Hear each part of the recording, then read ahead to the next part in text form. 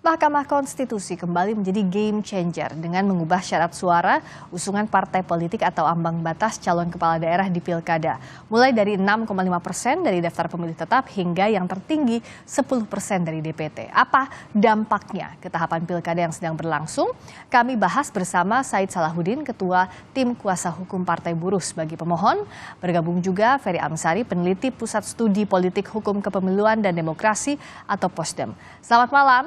Bang Ferry, juga Bang Said. Selamat malam. Malam.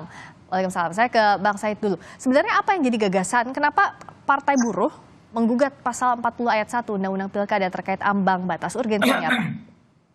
Ya, pertama kami sebetulnya risau ya, lebih tepatnya risih begitu, dengan konstelasi di bawah.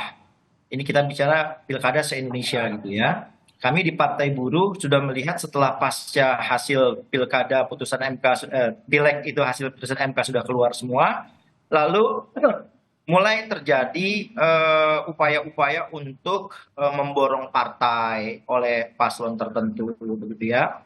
Nah, ini tentu bertentangan dengan prinsip-prinsip Partai Buruh yang mengedepankan cita demokrasi.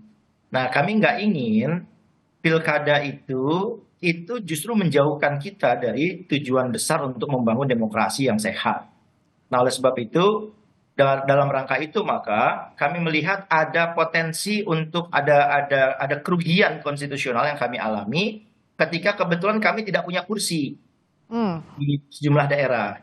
Nah, itu menjadi tidak adil jika dibandingkan dengan parpol yang punya kursi. Oke, Bang Said, kalau sekarang kan sudah dikabulkan untuk yang tidak ada kursi berkemungkinan untuk maju. Nah, apakah ini akan mengubah peta politik Partai Buruh? Apa yang akan dilakukan setelah ini langkahnya? Ya, saya kira bukan cuma Partai Buruh ya, banyak partai-partai lain juga tentu saya kira akan menyikapi putusan MK ini dengan strategi baru gitu. Karena kan dengan ruang ini maka paslon atau calon-calon yang kemarin barangkali potensial diminati oleh masyarakat karena nggak dapat tiket, dia batal melaju.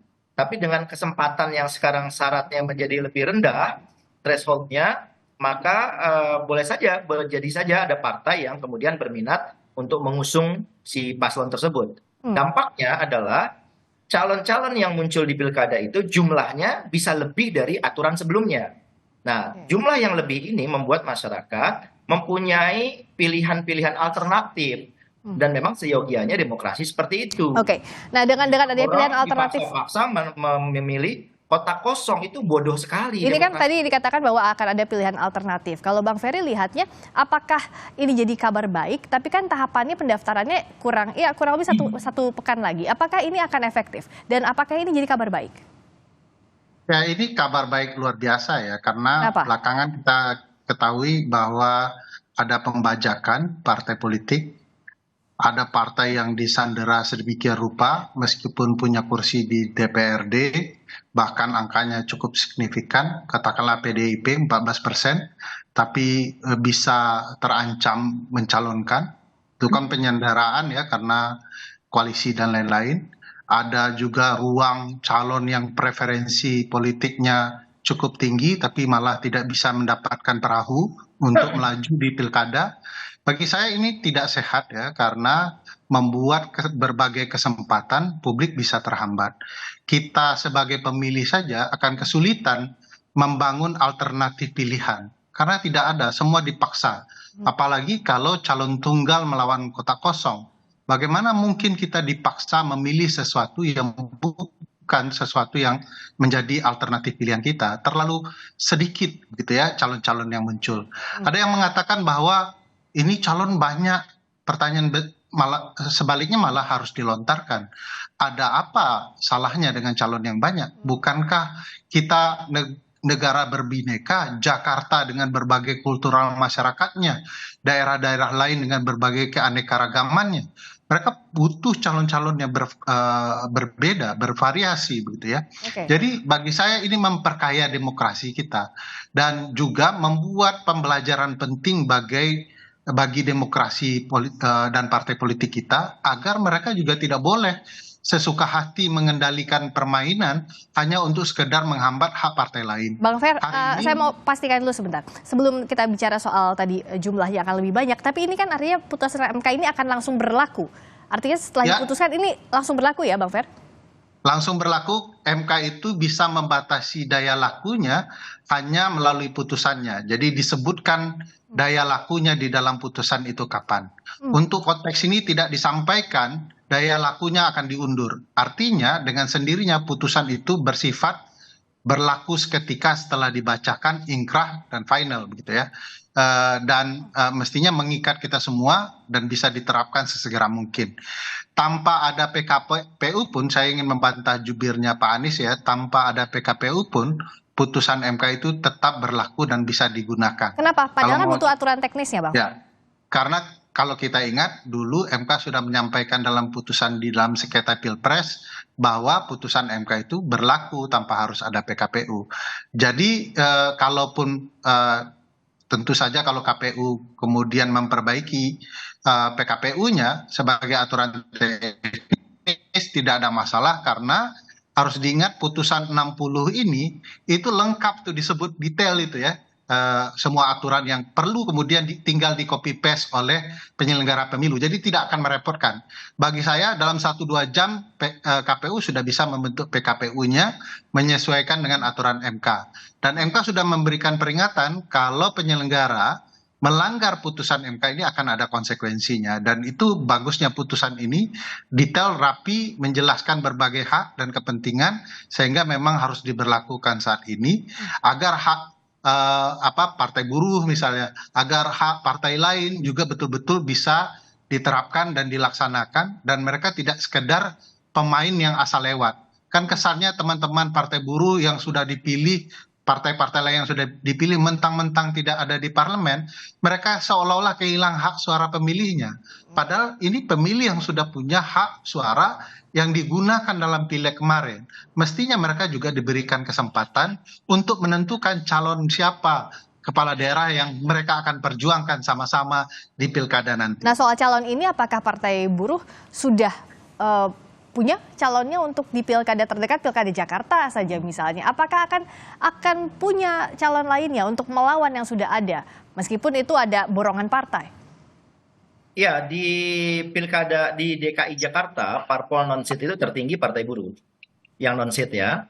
Nah, oleh sebab itu kami tentu sesuai dengan peraturan partai kami diwajibkan untuk setiap daerah itu ikut serta. Makanya kami maju ke MK. Nah, ketika MK sekarang sudah mengabulkan, maka termasuk DKI juga kami akan mengajukan, dan saya kira dalam 1-2 hari ini ya mungkin akan langsung kita deklarasikan dan terbitkan SK persetujuan model B persetujuan KPK kepada pasangan calon di seluruh Indonesia, termasuk di DKI Jakarta. Permohonan ini kan dengan Partai Gelora sebenarnya sendiri-sendiri mengajukannya atau ada kolaborasi dalam mengajukannya, Bang Said? Ya, memang awal ide gagasan itu dari Partai Buruh, lalu kemudian kami waktu itu sempat berembuk dengan beberapa partai, cuman karena beberapa partai lain ada problem internal, sampai akhirnya tinggal kami berdua dengan Gelora.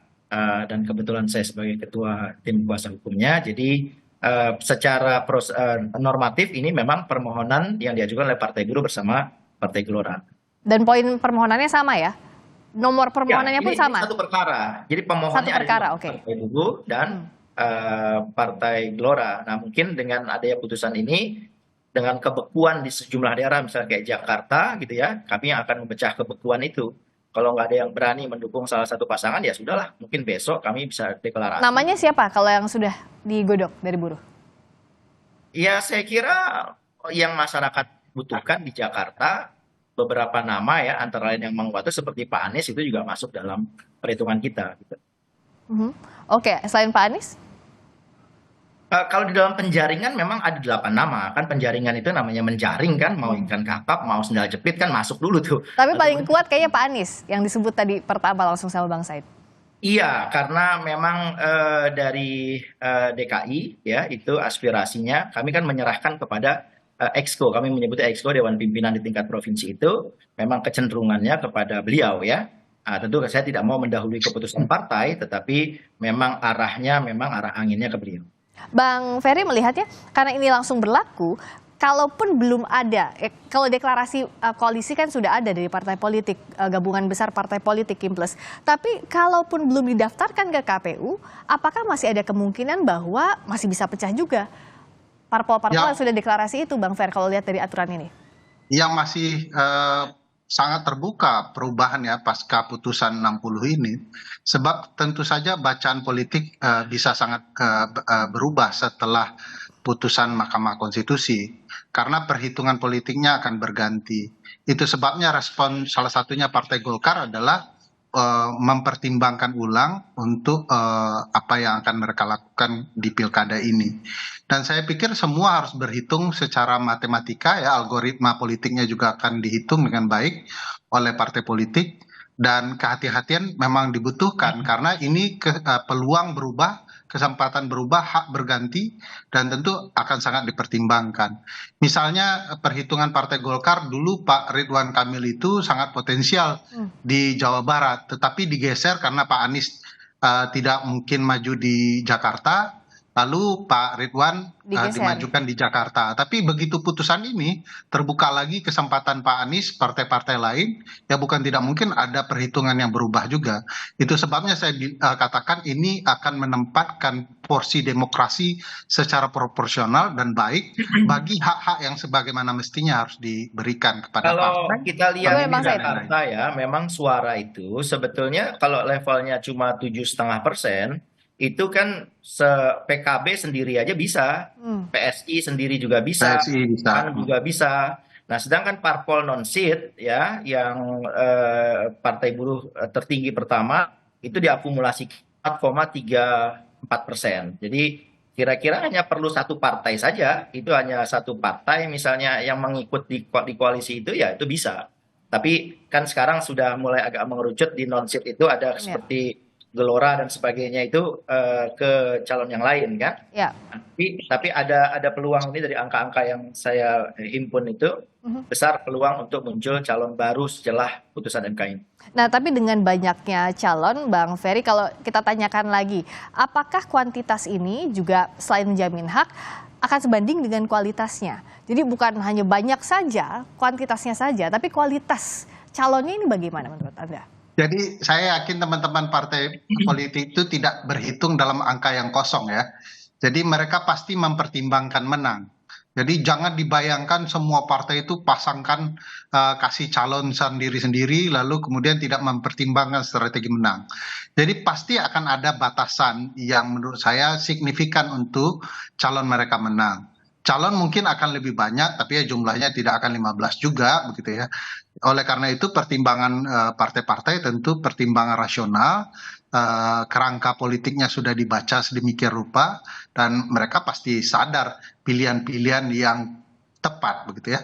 Misalnya tadi Partai Hanura sudah menyebutkan nama calonnya, tentu ada pertimbangannya kenapa. Oke, Bang Ferry, kalau untuk pertimbangannya kenapa, kita akan bahas lagi usai kumandang azan maghrib bagi wilayah DKI Jakarta dan sekitarnya. Masih kembali dengan perbincangan bersama dengan Bang Ferry Amsari, peneliti Pusat Studi Politik Hukum Kepemiluan dan Demokrasi atau Posdem, dan juga Bang Said Salahuddin, Ketua Tim Kuasa Hukum Partai Buruh sebagai pemohon. Jadi kalau Partai Buruh sejauh ini yang sudah disiapkan yang terdekat misalnya Pilkada Jakarta sudah menjalin komunikasi dengan siapa saja? Iya, karena ini putusannya kan baru ya. Kalau kemarin kan kalau partai non-seat nggak dihitung. Nah, sekarang kan tentu akan berbeda kan, karena kami partai peraih suara terbanyak di yang non-seat di Jakarta. Nah, malam ini kami juga sudah mulai menggagas komunikasi dengan sejumlah elit partai lain gitu, karena kami tidak bisa mengusung sendiri. Maka mungkin dalam 1-2 hari ini sudah ada kesepakatan bisa mengusung salah satu pasangan calon, dan kami terbitkan SK persetujuan KWK kepada pasangan calon tersebut. Kalau sama Mas Anies sudah buka komunikasi juga, akan buka komunikasi segera dengan Mas Anies ya tadi, salah satu calon yang akan dijaring oleh Partai Buruh. Kebetulan langsung tuh tadi habis putusan MK tiba-tiba ada komunikasi gitu, sudah say hello gitu ya. apa namanya ya, kita lihat ke depan nih dalam beberapa jam ke depan, kan udah bicara hari lagi sekarang nih, karena kan harus menggagas persiapan dokumen-dokumen persyaratan pencalonannya kan buat ke KPU. Dan yang perlu menjadi satu perhatian kita begini, dua parpol non seat itu dengan putusan MK ini bisa dibayangkan Mbak, biak numfor itu 24,89% akumulasi parpol non seat. Hanya perlu 0,11%, 0,1 dia sudah bisa mengusung sendiri yang non seat. Jadi saya kira tidak fair juga kalau kita bicara putusan MK ini hanya pada kasus DKI sebagai sampel, oke. Tetapi kita harus melihat kepada iklim demokrasi secara menyeluruh di Indonesia. Nah, kami punya catatan-catatan di mana memang menjadi tidak fair. Oleh sebab itu dengan parpol-parpol yang non seat yang suaranya juga cukup signifikan, itu saya kira bisa memberi peluang untuk munculnya calon-calon baru. Demokrasi bagi partai buruh hal yang harus diperjuangkan sedemikian rupa agar tidak lagi dibajak seperti di masa lalu. Nah, kalau dari Bang Ferry, menyambung yang tadi, pertimbangan pasca putusan ini dengan semakin banyaknya calon, apakah setara dengan kualitasnya, termasuk juga apakah ini bisa akan menghilangkan potensi kota kosong di masing-masing daerah? Ya, di berbagai negara maju sekalipun, calon dengan jumlah yang cukup banyak itu tidak merusak kualitas demokrasi ya. Pemilu presiden Amerika saja, calon presidennya banyak sekali ya. Apalagi pemilu yang berkaitan dengan kepala daerah. Jadi tidak selalu berkaitannya jumlah calon itu dengan kualitas demokrasinya. Malah itu menandakan demokrasi. Orang punya kemerdekaan mencalonkan dan calonnya punya hak yang setara untuk berpartisipasi dalam penyelenggaraan pemerintahan. Kalau calon yang dibatasi itu baru yang merusak demokrasi dan kualitas demokrasi kita, karena esensinya itu akan mudah dipermainkan dan negosiasi politiknya hanya akan terletak pada pihak yang memiliki jumlah kursi terbanyak yang partainya dominan. Jadi ini malah membuka keran demokrasi jauh-jauh lebih baik. Ada game changer rules yang baru diterbitkan. Kita akan lihat bagaimana peta politik di masing-masing daerah, terutama provinsi, daerah-daerah yang jadi sorotan, di antaranya DKI Jakarta dalam waktu dekat ini. Dalam waktu tidak banyak, 1 pekan lagi kurang lebih pendaftaran akan dimulai. Terima kasih Bang Said Salahuddin, Ketua Tim Kuasa Hukum Partai Buruh sebagai pemohon. Terima kasih juga Bang Ferry Amsari, peneliti Pusat Studi Politik, Hukum Kepemiluan dan Demokrasi, Posdem.